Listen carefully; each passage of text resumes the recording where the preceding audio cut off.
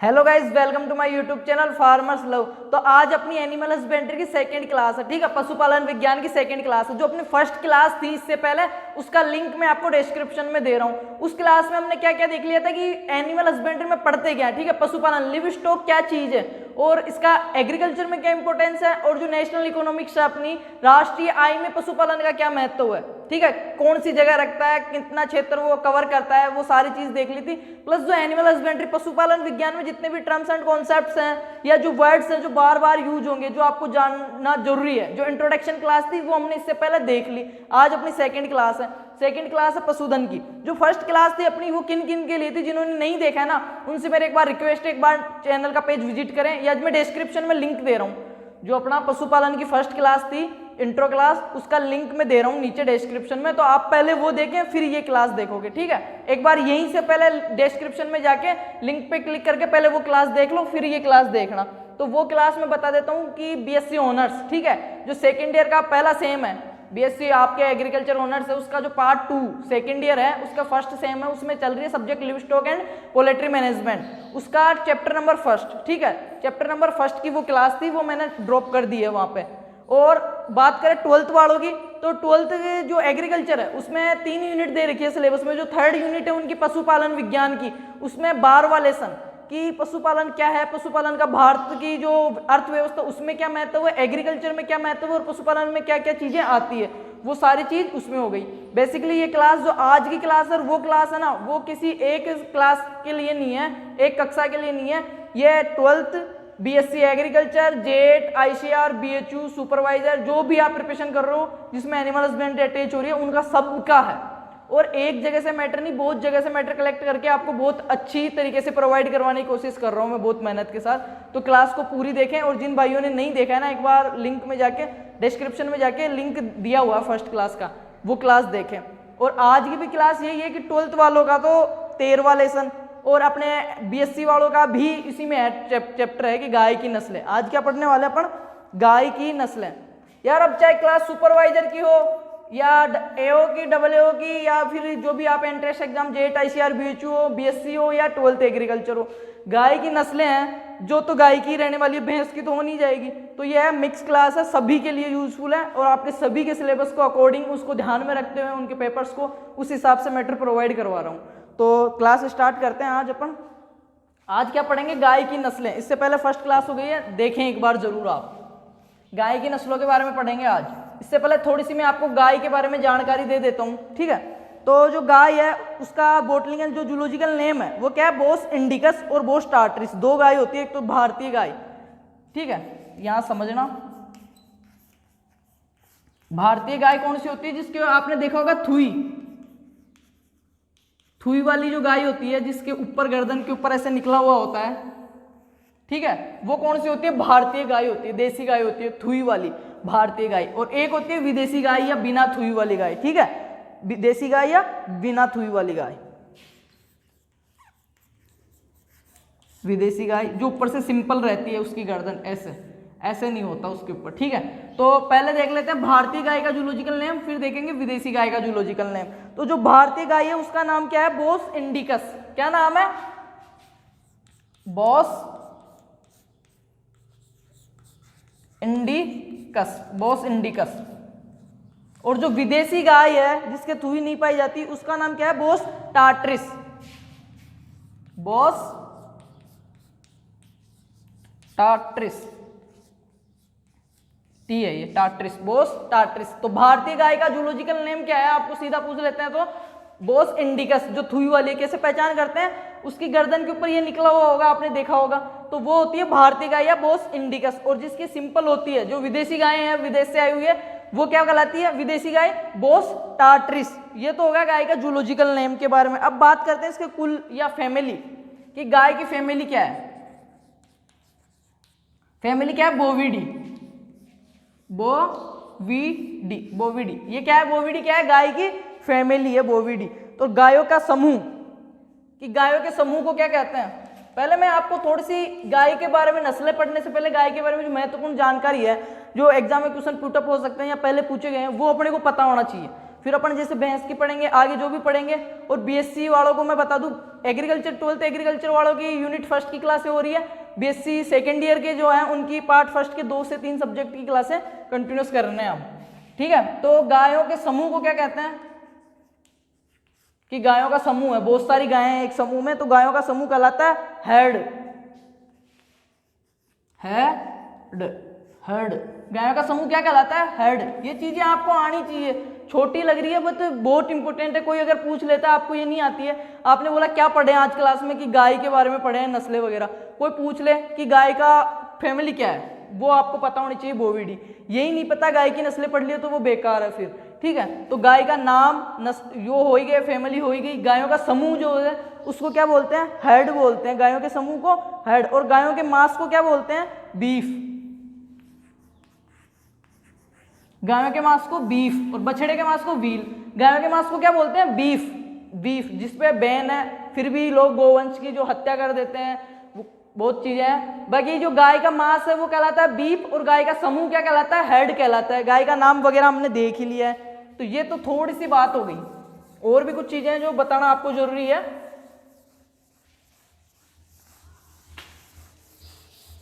यहां तक देख लिया, आगे देखते हैं कि गाय के शरीर का तापमान कितना होता है? 101.5 डिग्री फ़ारेनहाइट। गाय के शरीर का तापमान कितना होता है? जो बॉडी टेम्परेचर होता है 101.5 डिग्री फ़ारेनहाइट। अगर बात करें सेल्सियस में तो 38.5 डिग्री। ये क्या होता है? जो अपनी गाय है उसकी बॉडी का टेम्परेचर होता है, गाय के शरीर का तापमान होता है ये चीज। गाय के वयस्क नर को बुल व मादा को काऊ कहते हैं। जो गाय का वयस्क नर होता है, एडल्ट, ठीक है, गाय का जो वयस्क नर होता है उसको क्या बोलते हैं? बुल। बुल। और मादा को क्या बोलते हैं? काऊ। जो वयस्क मादा होती है उसको तो बोलते हैं काऊ, और जो वयस्क नर होता है उसको बोलते हैं बुल। गाय के वयस्क नर को क्या बोलते हैं? बुल, और मादा को बोलते हैं काऊ। नेक्स्ट चीज देखते हैं कि गाय में बच्चा देने की क्रिया को काल्विंग कहते हैं। गाय में जो बच्चा देने की या प्रसव की जो क्रिया है, गाय में बच्चा देना या प्रसव की जो क्रिया उसको क्या बोलते हैं? काल्विंग। काल्विंग। गाय में बच्चे देने की क्रिया को क्या बोलते हैं? काल्विंग बोलते हैं। समूह को हर्ड बोलते हैं। मांस को बीफ बोलते हैं। गाय की फैमिली बोविडी है। नाम बोस इंडिकस और बोस टार्ट्रिस है। और क्या चीजें डिस्कस की हमने? गाय की जो बॉडी का टेम्परेचर है 101.5 डिग्री फ़ारेनहाइट या 38.5 डिग्री सेल्सियस होता है। नेक्स्ट चीज देखते हैं कि गाय में मैथुन की क्रिया सर्विंग कहलाती है। गाय में जो मैथुन की क्रिया होती है वो क्या कहलाती है? सर्विंग। सर्विंग, ठीक है। गाय में मैथुन की क्रिया सर्विंग कहलाती है। और गाय के शरीर का टेम्परेचर 101.5 डिग्री फ़ारेनहाइट होता है। प्रसव की क्रिया क्या कहलाती है? काल्विंग या बच्चा देने की क्रिया। भारतीय गायों में यौवन प्रारंभ उम्र 24 माह या 2 वर्ष होती है। जो भारतीय जो गायें हैं, ठीक है, अपने जो विदेश की नहीं, जो देसी गायें थुई वाली बोस इंडिकस, उनमें जो उम्र होती है उनकी यौवन प्रारंभ उम्र वो कितनी होती है? 24 माह। 24 माह मतलब 2 साल। जब गाय, भारतीय जो गायें हैं, जो देसी नस्लें हैं, जब 2 साल की एज की हो जाती है उनकी बछिया या जो बोलते हैं उसका बच्चा गाय का, तो उसमें यौन प्रारंभ की जो उम्र है वो स्टार्ट हो जाती है। मतलब वो उसके लिए तैयार हो जाती है मैथुन की क्रिया के लिए। वो सारी चीजें उसमें रोटेशन में आ जाती है। कब आ जाती है? जब गाय कितनी हो जाती है? 2 साल की या 24 माह की। ये बात कर रहे हैं अपन भारतीय गाय की। जो विदेशी नस्लें उनमें थोड़ा कम टाइम लेती है गाय, ठीक है, पर जो देसी नस्लें उनमें 24 माह की उम्र में लगभग वो यौन उम्र जो उनकी प्रारंभ हो जाती है। गाय में गर्भकाल 281 दिन का होता है, 281, ठीक है। गाय में जो गर्भकाल होता है 281 दिन का होता है। बहुत ही इंपॉर्टेंट क्वेश्चन है, जेट में तो बहुत बार पुटअप हुआ है ये क्वेश्चन। बीएससी के भी जो शॉर्ट क्वेश्चन आते हैं उनमें भी आया हुआ है, मैंने बैक पेपर्स देखे थे कि गाय का गर्भकाल कितना होता है, जो इसका प्रेगनेंसी पीरियड होता है वो कितना होता है? 281 दिन। गाय का गर्भकाल 281 दिन होता है। नोट आउट कर लेना, 12th वाले भी, बीएससी वाले भी, जो भी जेट, आईसीआर, बीएचयू जो भी देख रहे हो ना सारे। और यार वीडियो को शेयर जरूर कर दिया करो, अगर आपके कोई साथ वाले हो ना तो शेयर कर दिया करो वीडियो को, ठीक है। 281 दिन का होता है। नेक्स्ट बात करते हैं कि गाय मध्य चक्र में 21वें दिन आती है। जो गाय का जो मध्य चक्कर आता है वो 21वें दिन आता है, ठीक है। और कितने टाइम के लिए आता है? 18 से 24 घंटे के लिए। जब गाय हीट में आती है, जिसको हीट में आना बोलते हैं, मधुचक्कर बोलते हैं, वो 21वें दिन आती है, 18 से 24 घंटे के लिए आती है। और उसमें अगर अपन उसको वो दोबारा से देखोगे लाइन की, गाय में मधुचक्कर 21वें दिन 18 से 24 घंटे के लिए आता है। और गर्भित करवाने का जो अंतिम समय है, ठीक है, गर्भित करवाने का जो अंतिम समय है वो 18 से 24 घंटे के लिए गाय हीट में आ रही है। उसके जो लास्ट वाले 6 घंटे हैं ना 18 से 24 में से, उसमें अगर गाय को गर्भित करवाया जाता है ना, तो उसके बहुत ज़्यादा चांसेस बन जाते हैं बच्चा पैदा करने के, ठीक है, प्रेगनेंसी रुकने के। कब? 18 से 24 घंटे के लिए होता है, और लास्ट के जो 6 घंटे हैं ना, उनमें गर्भित कराने के लिए उचित टाइम माना गया है उसको। NBAGR, ये चीज़ आपको पता होनी चाहिए, ठीक है, बहुत बार पूछ लिया है, कॉम्पिटिटिव एग्जाम में भी बहुत आता है।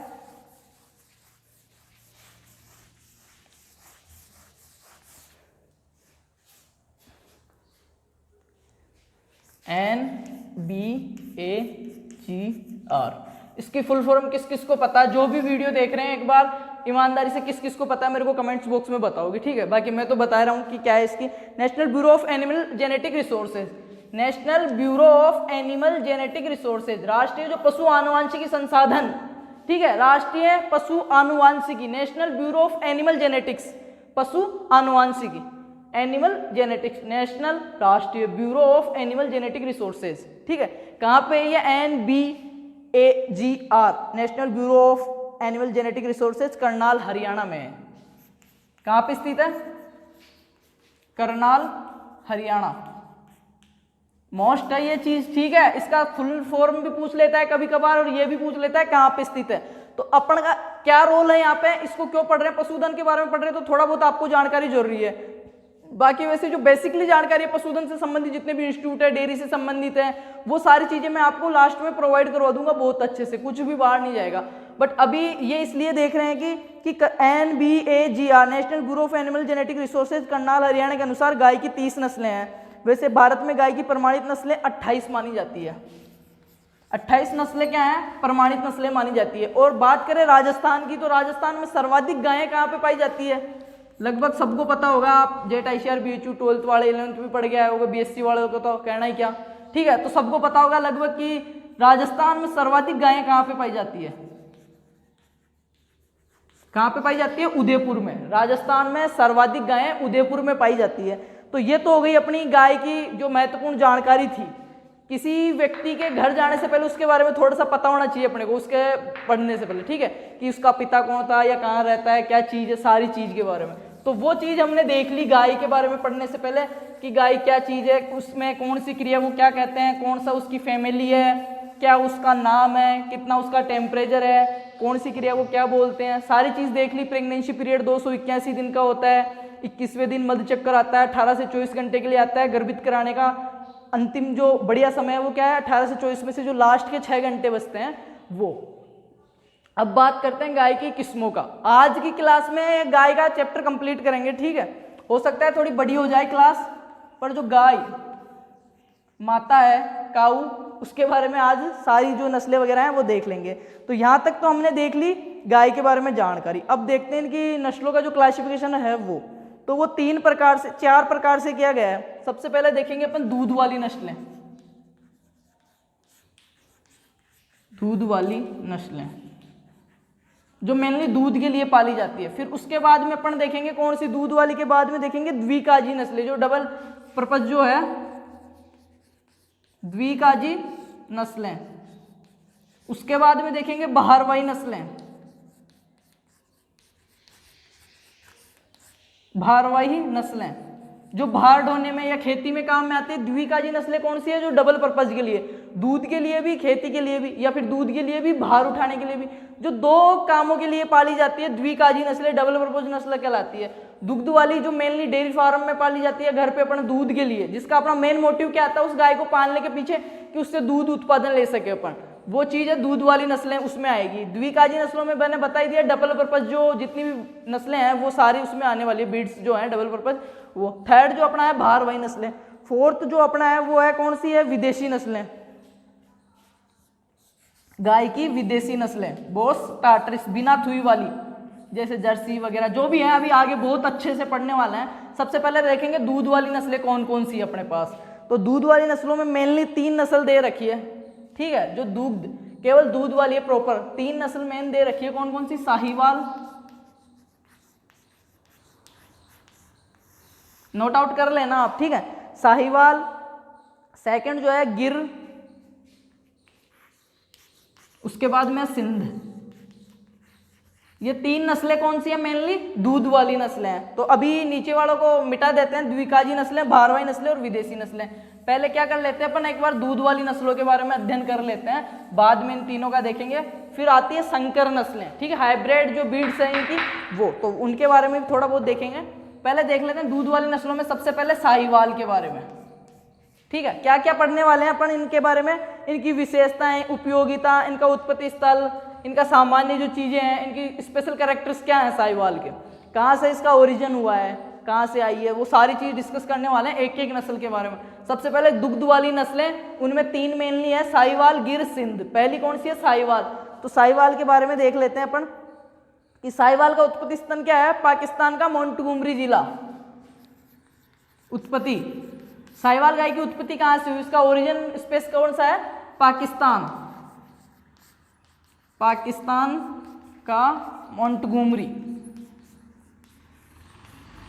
मोंटगोमरी जिला, ठीक है, नोट आउट कर लो, याद रखना, बहुत ही अच्छा क्वेश्चन। साहीवाल का ओरिजिन स्पेस, जो उत्पत्ति स्थल है साहीवाल गाय कहाँ की है? प्रॉपर पाकिस्तान के मोंटगोमरी जिले की, पाकिस्तान का मोंटगोमरी जिला। इसका स्पेशल कैरेक्टर, ये तो हो गई बात साहीवाल गाय के उत्पत्ति स्थल की। अब बात करेंगे कैसे पहचाने कि ये साहीवाल, उसका स्पेशल कैरेक्टर क्या है, उसकी बॉडी में ऐसा क्या है स्पेशल जो साहीवाल में पाया जाता है, विशेषता क्या है उसकी, कि इसकी ढीली व मुलायम त्वचा के कारण इसको लोला के नाम से भी जाना जाता है। जो साहीवाल है ना, इसकी ढीली और मुलायम त्वचा पाई जाती है, जो ऊपर चमड़ी पाई जाती है, खाल जिसको बोलते हैं, वो ढीली व मुलायम पाई जाती है। और इसका उपनाम क्या है? ढीली व मुलायम पाए जाने के कारण इसको क्या बोलते हैं? लोला। पूछ ले, लोला के नाम से जाना जाती है। साहीवाल, गिर, सिंध और एक और दे दिया मालवी। कौन सी जानी जाती है? साहीवाल। क्यों जानी जाती है? क्योंकि इसकी जो त्वचा है, जो इसकी स्किन है, वो क्या पाई जाती है? ढीली और मुलायम, सॉफ्ट पाई जाती है, जिस कारण इसको लोला बोला जाता है। देसी नस्लों में सबसे अधिक व सबसे मीठा दूध देने वाली नस्ल है जो साहीवाल नस्ल है ना, वो देसी नस्लों में सबसे ज्यादा दूध देने वाली नस्ल है।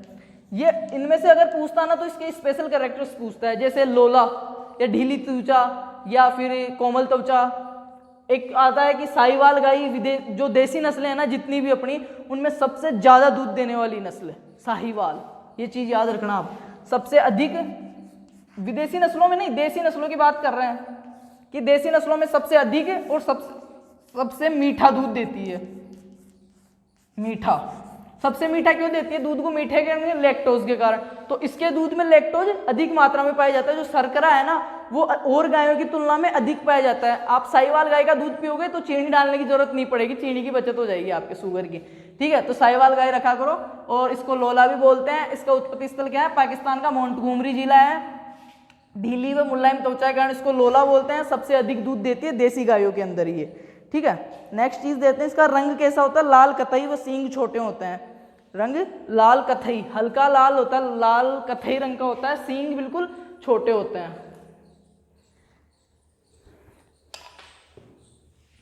जो इसके सींग है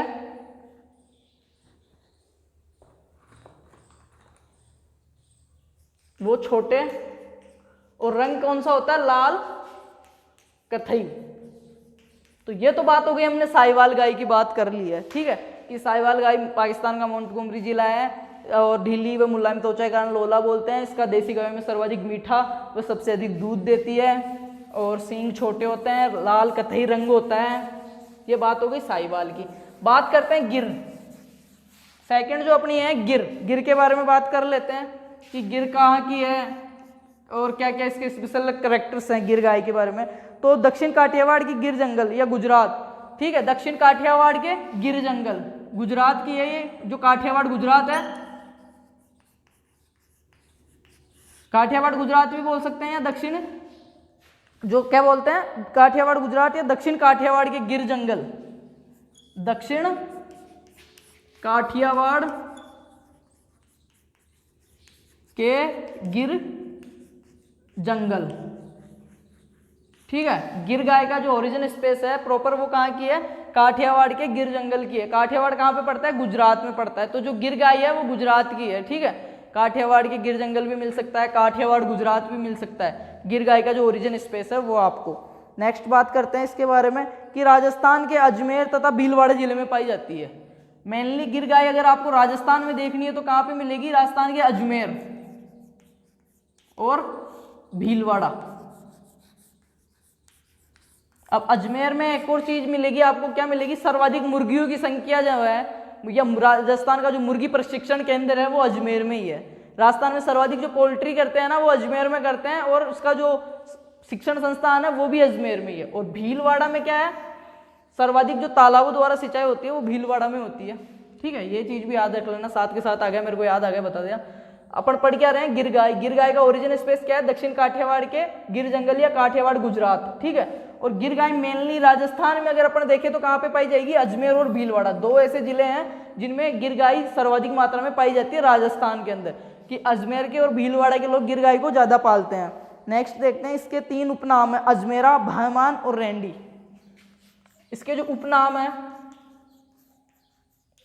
उसका तो क्या था? साहिवाल का लोला। तो इसके 3 है, 3 उपनाम है। कौन कौन से? इसके 3 उपनाम जो है अजमेरा, फर्स्ट क्या है? अजमेरा।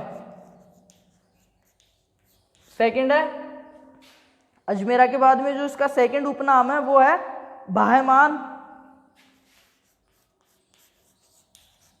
और थर्ड जो है वह है रेंडी, जिसको अपनी भाषा में बोलते हैं लोकल लैंग्वेज में रेंडी गाय, ठीक है। या अजमेरा गाय, भायमान गाय, वो कौन सी गाय होती है? गिर गाय होती है। प्रॉपर कहाँ के? काठियावाड़ के जो जंगल है वहां की है।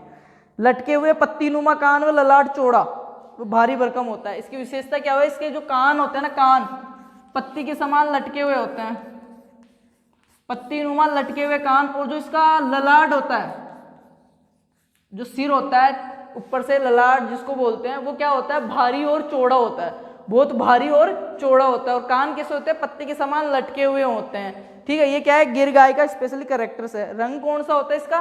चितकबरा, चितकबरा। गिर गाय का रंग कौन सा है? चितकबरा पाया जाता है। तो ये हमने 2 गायों के बारे में बात कर ली, ठीक है। कौन कौन सी? साहिवाल और गिर के बारे में। अब बात करते हैं 3rd नंबर सिंध गाय के बारे में, ठीक है। 2 का कंफर्म हो गया।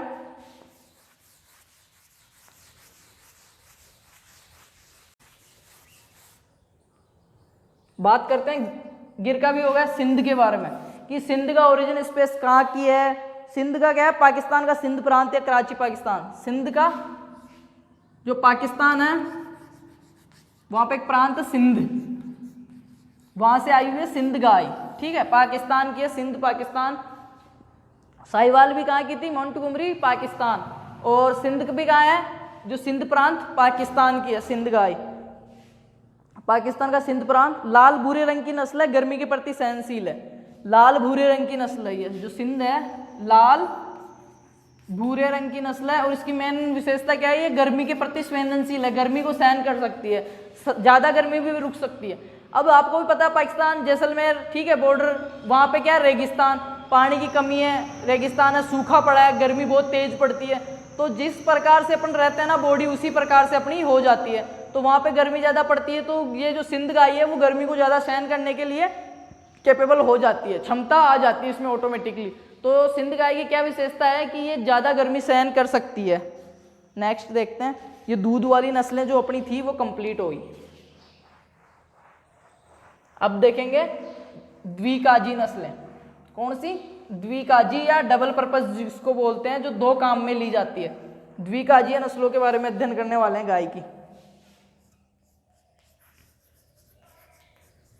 द्विकाजी नस्लें, ठीक है। द्विकाजी नस्लों में मैंने कौन कौन सी बताई थी आपको कि गाय की द्विकाजी नस्लें कौन कौन सी हैं? हरियाणवी, कॉन्करेज,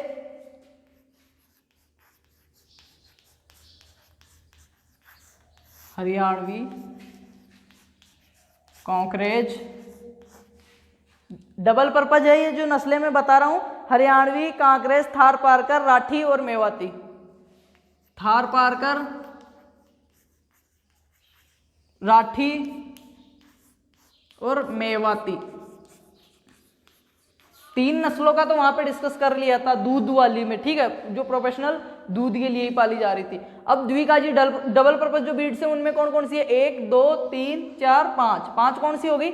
मेवाती, राठी, थार पारकर, कॉकरेज और हरियाणवी। इनके बारे में डिस्कस कर लेते हैं। उसके बाद में अपन देखेंगे जो भारवाही नस्लें हैं, वो जो भार बोझा ढोने के लिए काम में ली जाती है वो वाली नस्लों के बारे में। तो तीनों का हो गया। अब देख लेते हैं कॉकरेज के बारे में, ठीक है, कि कॉकरेज की क्या क्या विशेषता है, क्या उत्पत्ति स्थल है, सारी चीज पढ़ लेते हैं। कॉकरेज का जो उत्पत्ति स्थल है वो क्या है? कच्छ का रण क्षेत्र। ओरिजिन है वो क्या है? कच्छ का रण क्षेत्र। ये कहाँ पे पड़ता है? कच्छ का रण क्षेत्र गुजरात में।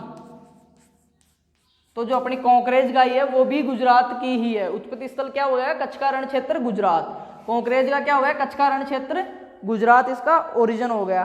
भारतीय नस्लों में सबसे भारी नस्ल है जो कॉकरेज नस्ल है ना, वो भारतीय जो इंडियन जितनी भी ब्रीड्स हैं गाय की, भारतीय नस्लों में सबसे भारी नस्ल है। यह चीज याद रखना, नोट आउट कर लो स्टार लगा के।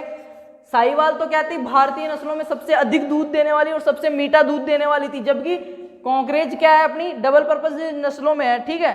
और है क्या ये? जो भारत की जो देसी गायें हैं, जितनी भी देसी नस्लें हैं, उनमें सबसे भारी वेटेज वाली, भारी बॉडी वाली, ठीक है, भारी शरीर वाली नस्ल है कॉकरेज। भारतीय नस्लों में सबसे भारी नस्ल है। मोटी आंखें व सवाई चाल के लिए प्रसिद्ध है। बहुत ही ज्यादा इंपॉर्टेंट क्वेश्चन है कि सवाई चाल के लिए कौन सी गाय प्रसिद्ध है? सवाई चाल, सवा पैर रखती है, सवाई चाल इसलिए बोलते हैं। सवाई चाल के लिए क्यों कौन सी फेमस है? कॉकरेज। कहाँ की है? कच्छ का रण क्षेत्र गुजरात की है। भारतीय नस्लों में सबसे भारी नस्ल है और सवाई चाल के लिए फेमस है, ठीक है। ये चीज मेनली याद रखोगे कि सवाई चाल के लिए फेमस है। राजस्थान में पाली, सिरोही व जालौर जिलों में पाई जाती है। राजस्थान में कहाँ पे? पाली, जालौर और सिरोही। राजस्थान में पाली, जालौर और सिरोही जो है उन जिलों में ये पाई जाती है। कौन सी? कॉकरेज नस्ल। कच्छ का रण क्षेत्र गुजरात, सवाई चाल के लिए फेमस है, भारतीय नस्लों में सबसे भारी नस्ल है। नेक्स्ट बात करते हैं, इस नस्ल में सर्वाधिक सींग का कैंसर होता है। सींग का कैंसर, ये चीज इसका स्पेशली कैरेक्टर, जो कॉकरेज जो नस्ल है ना, उसके सींग का कैंसर सर्वाधिक मात्रा में होता है। तो ये तो हमने बात कर ली कॉकरेज के बारे में। अब देखते हैं नेक्स्ट,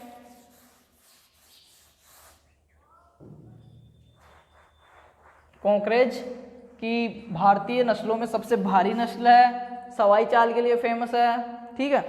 नेक्स्ट देखते हैं हरियाणवी। हरियाणवी का जो उत्पत्ति स्थान है वो क्या है? रोहतक, हरियाणा। रोहतक, हरियाणा। हरियाणवी का उत्पत्ति स्थल क्या हो गया? रोहतक, हरियाणा। ये तो हो गया इसका उत्पत्ति स्थल। भारतीय द्विकाजी नस्लों में सर्वश्रेष्ठ नस्ल है। जितनी भी इंडियन जो डबल पर्पस जो ब्रीड्स हैं गाय की, भारतीय द्विकाजीय नस्लें हैं गाय की, जो 2 कामों के लिए मेनली यूज ली जाती है, तो सबसे बेस्ट है द्विकाजी नस्लों में सबसे बेस्ट कौन सी है? हरियाणवी, और रोहतक हरियाणा से है। ये चीज याद रखोगे कि द्विकाजीय नस्लों में सबसे सर्वश्रेष्ठ नस्ल हरियाणवी है। रोहतक हरियाणा जिसका उत्पत्ति स्थल है वो है। कॉकरेज क्या है? देश जो इंडियन ब्रीड्स है गाय की, जो भारतीय नस्लें उनमें सबसे भारी नस्ल है, जबकि साहिवाल क्या थी? भारतीय नस्लों में सबसे अधिक व मीठा दूध देने वाली नस्ल थी, लोला के नाम से जानी जा रही थी। ये कॉकरेज सवाई चाल के लिए फेमस है। और जो हरियाणवी है, रोहतक हरियाणा जो इसका उत्पत्ति स्थल है, उसकी क्या विशेषता है? हरियाणवी की जो हरियाणवी गाय है वो भारतीय द्विकाजी नस्लों में सर्वश्रेष्ठ नस्ल है। जितनी भी ये द्विकाजी नस्लें पढ़ रहे हैं अपन, 5 हरियाणवी, कॉकरेज, थार पाकर, ठीक है, इनमें जो सबसे फेमस है वो कौन सी है? हरियाणवी है। द्विकाजी नस्लों की बात कर रहे हैं, द्विकाजी नस्लों में सबसे जो अच्छी वैरायटी है वो हरियाणवी है, रोहतक हरियाणा। नेक्स्ट बात करते हैं, पूंछ घुटनों तक लंबी व छोर पर काले रंग का गुच्छा पाया जाता है। इसकी जो पूंछ होती है ना गाय की, वो घुटनों तक लंबी होती है। इसके जो पीछे नेक होते हैं, घुटने होते हैं, उन तक लंबी होती है, और नीचे क्या काले रंग का गुच्छा पाया जाता है। जहाँ पे पूंछ का एंड हो रहा है, बाल पाए जाते हैं ना, वहाँ पे काले रंग का गुच्छा पाया जाता है, और घुटनों तक इसकी पूंछ पाई जाती है। सुदृढ़ शरीर, चेहरा लंबा, सींग लंबे व सिर ऊंचा होता है। शरीर अच्छा सुदृढ़ होता है, चेहरा इसका लंबा होता है, सींग भी बड़े होते हैं इस गाय के, ठीक है, सींग भी बड़े होते हैं। बात करते हैं नेक्स्ट, राठी।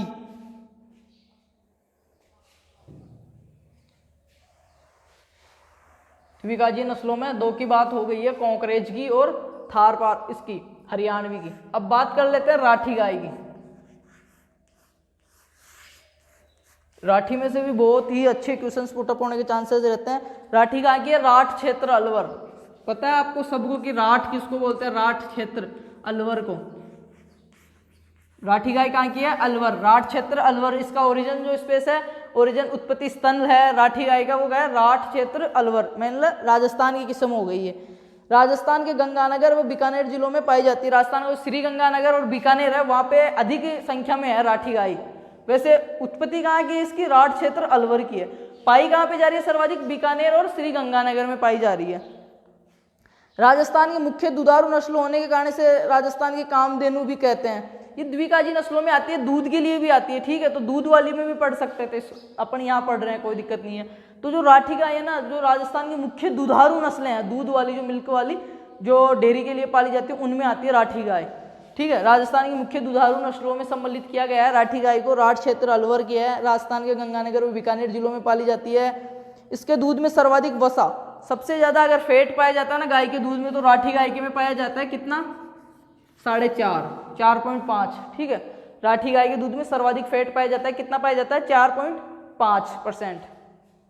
और क्या है राठी गाय की जो मेन चीज है वो है कि इसे राजस्थान की कामधेनु भी कहा जाता है। क्या कहा जाता है इसे? राजस्थान की कामधेनु राठी गाय। बहुत ही इंपॉर्टेंट क्वेश्चन है कि राजस्थान की कामधेनु,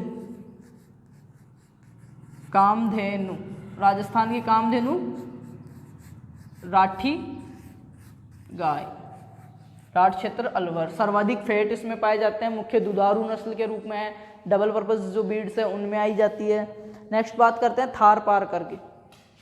नाम से पता चल रहा होगा थार पारकर। थार का मतलब होता है रेगिस्तान, ठीक है। थार का मतलब क्या होता है? रेगिस्तान। और रेगिस्तान को पार करके थार पार कर, रेगिस्तान को पार करेंगे तो आगे क्या आएगा आपको सबको पता है। बात कर लेते हैं थार पारकर नस्ल के बारे में, गाय की। थार पारकर, पाकिस्तान का थार पारकर या सिंध जो जिला है कि थार, थार का मतलब होता है रेगिस्तान, और पारकर, रेगिस्तान के आगे जाएंगे जैसलमेर के तो पाकिस्तान आ जाएगा। इसका उत्पत्ति स्थल क्या है? थार पारकर जिला, पाकिस्तान। जो थार पारकर गाय है द्विकाजी नस्लों में है गाय की, में उसके बारे में पढ़ रहे हैं। यह नस्ल मुख्यतः बाड़मेर, बीकानेर, जैसलमेर, जोधपुर जिलों में पाई जाती है। जो बॉर्डर के नजदीक वाले हैं उनमें ही पाई जा रही है ये, उस वही तो इसका उत्पत्ति स्थल हो गया। कहाँ पे पाई जा रही है? बाड़मेर, जैसलमेर, बीकानेर में, ठीक है। बाड़मेर, बीकानेर, जैसलमेर व जोधपुर जिलों में पाई जाती है। पूर्णतः रेगिस्तानी नस्ल है। लंबे चौड़े व लटके कान और हष्ट-पुष्ट शरीर। लंबे चौड़े व लटके हुए इसके कान होते हैं, लंबे होते हैं, चौड़े होते हैं और बिल्कुल लटके हुए होते हैं। और पूर्णतः रेगिस्तानी नस्ल है ये। थार पारकर क्या है? रेगिस्तान में पाई जा रही है, नाम से पता चल रहा है रेगिस्तानी नस्ल है। क्वेश्चन आए गाय की पूर्णतः रेगिस्तानी नस्ल है, शब्द से समझ जाना, थार मतलब रेगिस्तान, थार पारकर, ठीक है। ये चीज नोट आउट करोगे कि थार पारकर गाय राजस्थान की मुख्य रेगिस्तानी नस्ल है। बात करते हैं मेवाती। नेक्स्ट मेवाती, मेवाती गाय नाम सुना होगा, मेवाती। इसका जो दूसरा नाम है इसको कोसी, कई जगह आपको कोसी भी मिल जाएगा। जो मेवाती है उसको कोसी नस्ल के नाम से भी जाना जाता है, मेवाती या कोसी, ठीक है। मेवाती गाय या कोसी नस्ल, ये गाय है इसका मथुरा का काशी क्षेत्र या कोसी क्षेत्र। ये राजस्थान में अलवर, भरतपुर जिलों में पाई जाती है। मेवाती कहाँ की है? मथुरा की है, ठीक है। मथुरा का जो काशी क्षेत्र है वहाँ की है। राजस्थान के अलवर, भरतपुर जिलों में मेनली पाई जाती है। तो ये तो हो गई अपनी गाय की द्विकाजी नस्लें और दुग्धवाली नस्लें। अब देखते हैं भारवाही नस्लें।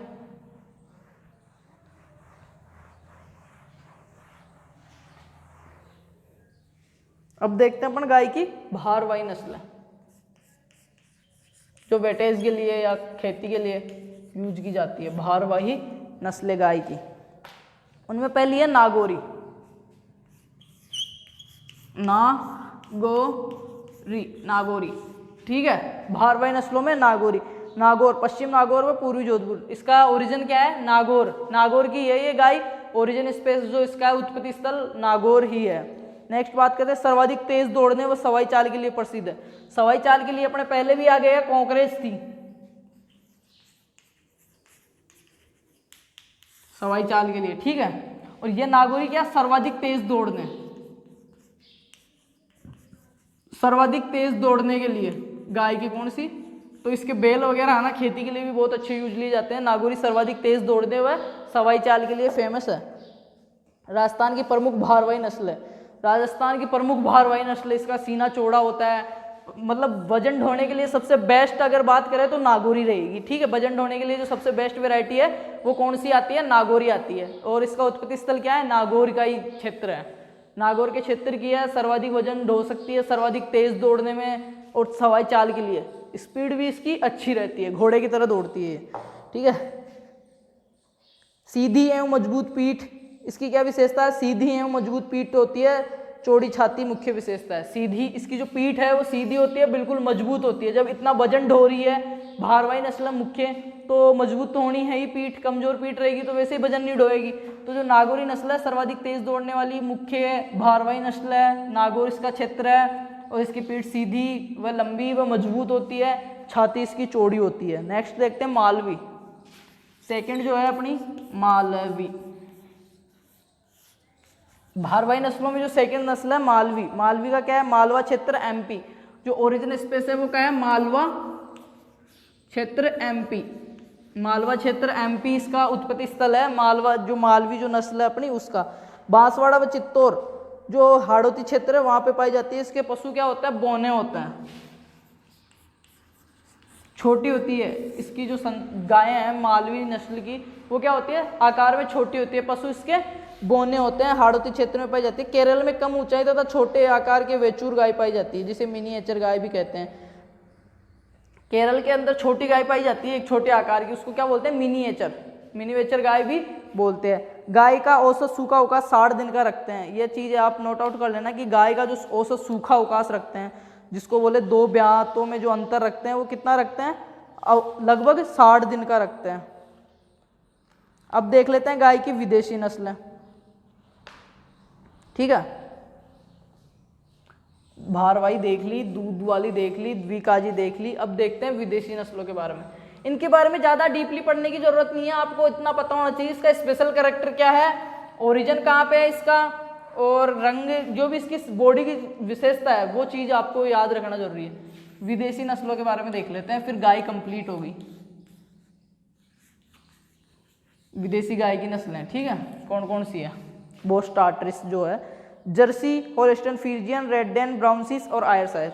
तो पहली अपन देख रहे हैं जर्सी गाय। जर्सी, जर्सी का जो ओरिजिन है, उत्पत्ति स्थल है जर्सी गाय का वो है जर्सी द्वीप, इंग्लिश चैनल फ्रांस। जर्सी द्वीप,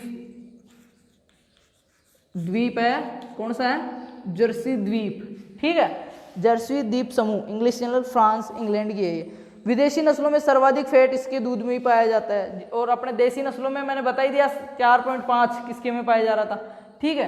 तो विदेशी जितनी भी नस्लें हैं अपने भारत में जो पाली जा रही है, विदेशी गाय की नस्लें हैं, उनमें अगर सर्वाधिक फैट पाया जाता है ना, वसा, तो इसी में पाया जाता है 5 से 5.5 के बीच में, ठीक है, 5 से 5.5 के बीच में इसमें वसा पाई जाती है।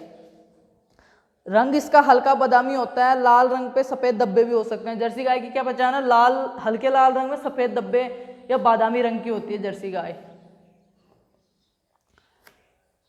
दुग्ध उत्पादन 4000 से 5000 लीटर, सबसे लंबा दूध काल देती है। इसका जर्सी गाय प्रजनन केंद्र जयपुर बस्सी में है। जर्सी गाय का जो प्रजनन केंद्र है वो बस्सी जयपुर में है, और इसके क्या विशेषता है कि सबसे लंबा दुग्ध काल है इसका, जो दूध देने की तिथि है वो सबसे लंबी चलती है। मतलब इसको बीच में दूध देते देते ही दूसरे ब्यात में ये चली जाती है, बीच में सूखा छोड़ने की जरूरत नहीं पड़ती है, या बहुत कम छोड़ते हैं। तो बात करें तो मतलब पूरे साल भर दूध दे सकती है। तो सर्वाधिक जो लंबा दूध का काल है वो किसका होता है, जर्सी गाय का होता है। विदेशी नस्लों में सर्वाधिक फैट जो पाया जाता है 5 से 5.5, वो जर्सी गाय के में ही पाया जाता है। नेक्स्ट बात करते हैं होल्स्टाइन फ्रीजियन, HF। जो नेक्स्ट अपनी विदेशी नस्ल है HF, होल्स्टाइन फ्रीजियन। होल्स्टाइन फ्रीजियन, इसका जो उत्पत्ति स्थल है हॉलैंड, नीदरलैंड, हॉलैंड, हॉलैंड।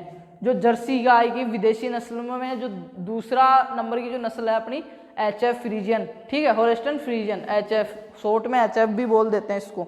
उत्पत्ति स्थल क्या है, हॉलैंड, नीदरलैंड। वजन में विदेशी गायों में सबसे भारी व विश्व में सर्वाधिक दूध देने वाली नस्ल। बहुत ही इंपॉर्टेंट लाइन है कि वजन के अंदर जो विदेशी जितनी भी नस्लें हैं ना, विदेशी जितनी भी नस्लें हैं गाय की, उनमें सबसे भारी है इसकी बॉडी, ठीक है। विदेशी नस्लों में सबसे भारी वो पूरे विश्व में भारत की बात नहीं कर रहा, पूरे विश्व में सर्वाधिक दूध देने वाली नस्ल कौन सी है? HF, होल्स्टाइन फ्रीजियन, जो कहाँ की है? हॉलैंड नीदरलैंड की है। सबसे भारी नस्ल है विदेशी नस्लों में, विदेशी नस्लों में सबसे भारी नस्ल, और विश्व में पूरे वर्ल्ड के अंदर सबसे अधिक दूध देने का रिकॉर्ड बनाया किसने? HF फ्रीजियन, जो होल्स्टाइन फ्रीजियन है HF। दूध में औसत वसा कितनी पाई जाती है? लगभग 3.5 फेंट आते हैं। जो होल्स्टाइन फ्रीजियन गाय है शरीर में बहुत बड़ी होगी, आप अपने भी पालते हैं, भारत में भी बहुत बड़ी घोड़ी के जैसा, ठीक है, बहुत बड़ी बॉडी होती है इसकी, बहुत भारी नस्ल है और बहुत ज़्यादा दूध देती है। विश्व में सबसे ज़्यादा दूध देने का रिकॉर्ड बनाया था इसने, कहाँ पे बनाया था? क्यूबा में, 25,300 लीटर दूध। काला रंग प्लस सफ़ेद धब्बे, इसकी क्या विशेषता है कि ज़्यादातर अगर आपको मिलेगी होल्स्टाइन फ्रीजियन तो बॉडी बहुत बड़ी मिलेगी। पहली चीज़ तो इसकी देखते ही आपको दूर से ही दिख जाएगी, बहुत बड़ी गाय है ये, ठीक है, बड़े बड़े पैर, बड़ी बॉडी, और काले रंग पर सफ़ेद धब्बे पाए जाते हैं। विश्व में सर्वाधिक दूध देने वाली नस्ल है, विदेशी नस्लों में सबसे भारी नस्ल है। नेक्स्ट बात करें रेड डेन। रेड डेन जो 3 नंबर की अपनी विदेशी नस्लों में बात करें, रेड डेन, ये कहाँ की है? डेनमार्क। डेनमार्क इसका उत्पत्ति स्थल है, रेड डेन का, डेनमार्क। लाल रंग की नस्ल है ब्राउन स्विस। ब्राउन स्विस का नाम सुना है? गाय की विदेशी नस्ल ब्राउन स्विस। ब्राउन स्विस ये कहाँ की है? ब्राउन स्विस जो है वो ब्राजील की है, ठीक है, ब्राउन स्विस सॉरी स्विट्जरलैंड की है। उत्पत्ति स्थान कहाँ है ब्राउन स्विस का? स्विट्जरलैंड। ब्राउन स्विस स्विट्जरलैंड की है। उसके बाद में बात करते हैं अपन आयरशायर, जो स्कॉटलैंड की है। इसके पशु सबसे सुंदर व आकर्षक होते हैं। जो आयरशायर नस्ल है, आयरशायर, ठीक है, आयरशायर किसकी है? गाय की विदेशी नस्ल है, जिसके पशु बहुत ही सुंदर और आकर्षक होते हैं। आयरशायर, उत्पत्ति स्थल इसका क्या है? स्कॉटलैंड। तो ये हमने गाय की दुग्ध वाली, भारवाही, द्विकाजी और विदेशी नस्लों के बारे में पढ़ लिया है। इतना आई होप आपके लिए बहुत रहेगा। गाय की जो मेन चीज़ें थी वो मैंने बता दी। अब अपन जो नेक्स्ट क्लास आप मेरे को कमेंट करके बताएं, भैंस की पढ़नी है या फिर किसकी पढ़नी है? भेड़ की, बकरी की, जो भी है नस्लें। और जिन्होंने फर्स्ट क्लास नहीं देखी है ना, एक बार इंट्रो वो क्लास देख लेना, बाकी मेरे को आप बता देना। फिर जैसे ही ये पशुपालन का पार्ट पूरा होता है, डेयरी का स्टार्ट करेंगे अपन, ठीक है, जैसे नस्लें वगैरह कंप्लीट हो जाएगी तो। और फर्स्ट क्लास बहुत ही यूजफुल होगी आपके लिए, एक बार जरूर देखना। बाकी मेरे को कमेंट करके आप बताओगे कैसा लगा, क्या करना है आगे, कौन सी, ठीक है, कि कौन से पशु के बारे में पढ़ना है। बाकी सभी को best of luck, thank you.